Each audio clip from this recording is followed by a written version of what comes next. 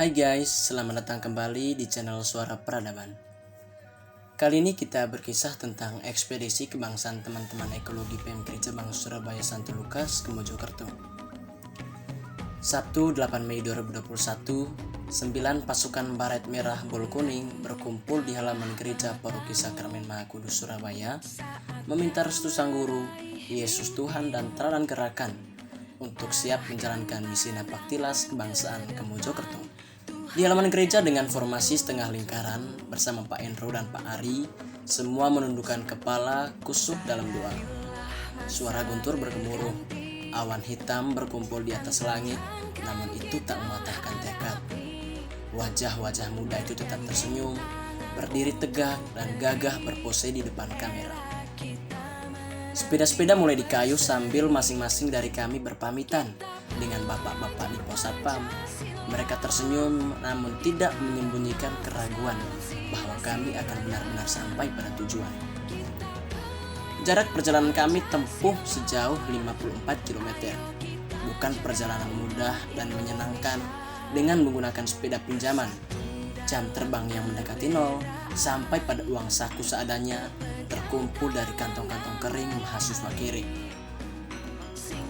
Perbekalan sederhana, pohong dengan sambal campur daun kemangi.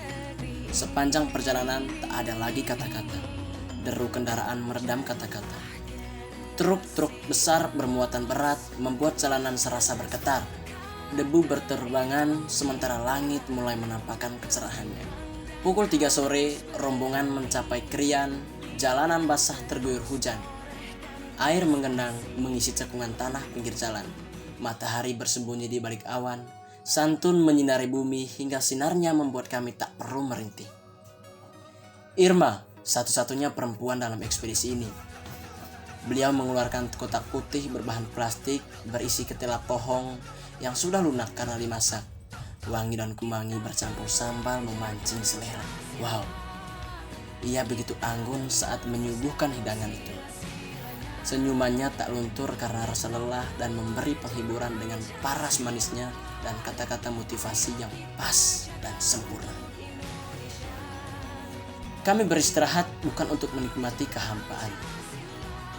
Kota Surabaya semakin jauh, wajah-wajah muda tak terlihat lesu. Sepeda-sepeda di kayu semakin cepat, kami tak tahu akan tiba pukul berapa. Lampu-lampu jalan sudah menyala, cahaya kuning menerangi jalanan.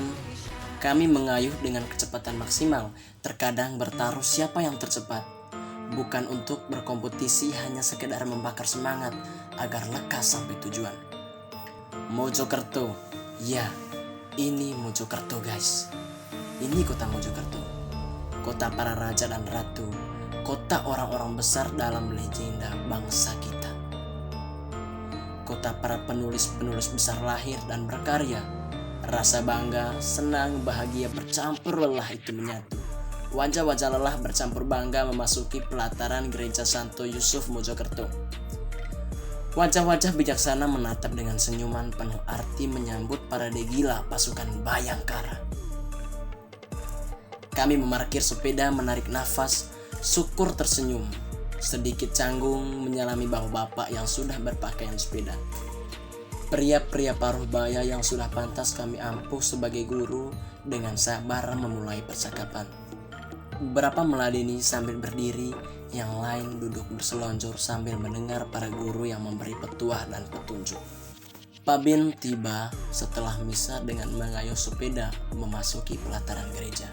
Ketegasan, disiplin, dan tanggung jawab seorang kakek dan guru tergambar di wajahnya.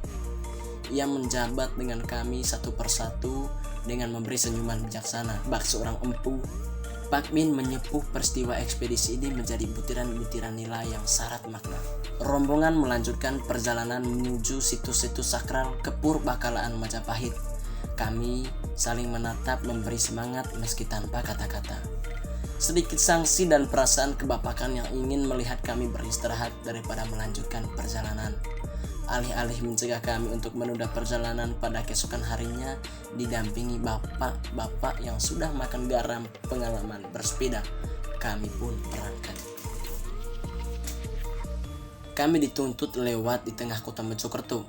Sempat tenggelam di tengah lautan kendaraan yang memadati jalan kota, namun kami tak kehilangan jejak satu sama lain, seolah kami terus terhubung meski terhalang pandangan mata.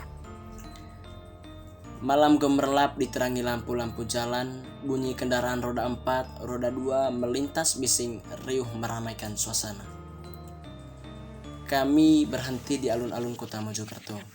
Chandra begitu setia memberi perintah-perintah kecil agar kami bisa terus terbidik kamera. Sampai titik ini beberapa dari kami menahan air mata, entah karena lelah, entah karena ingin menyerah, entah karena apapun yang pasti dalam hati kami memahat peristiwa ini sebagai sesuatu yang sangat berarti. Rombongan kembali mengayuh sepeda. Perlahan kami masuk dalam kegelapan malam. Tak ada lampu jalan, tak ada pula pijar tanda rumah penduduk. Samar dalam kegelapan penglihatan kami beradaptasi, mengumpulkan pecahan-pecahan cahaya, lalu perlahan-lahan mata kami terbiasa dalam kegelapan. Sebuah cahaya merah menuntun perjalanan kami. Cahaya itu muncul dari helm Pak Agung yang pemandu perjalanan malam itu. Kali ini kami mengayuh sepeda dengan separuh tenaga, berjajar rapi tanpa untuk saling mendahului. Kami tentu tahu diri siapa yang pantas untuk memimpin. Sosok itu berdiri tegak, jari tangan kanannya memegang dagu, tangan kiri menekuk melintang di depan dada, menipang siku kiri yang sedang menahan dagu sang raja. Tatapannya tajam, dalam dan lurus ke depan. Ini dia patung Hayam Wuruk, gambar seorang raja muda yang berhasil membawa Majapahit sampai ke puncak kejayaannya. Cahaya lampu pijar samar berusaha mengalahkan gelap. Rombongan memutuskan untuk bermalam di petilasan sang raja atas restu sang juru kunci. Kami menggelar karpet di sebuah tempat sehingga tepat di samping petilasan raja. Tidur dengan alas adanya, kami terlelap bersama gelap malam. Hawa dingin menusuk tulang, karpet tipis berdebu menjadi alas tidur. Dengan semua itu, kami tertidur pulas dan nyaman.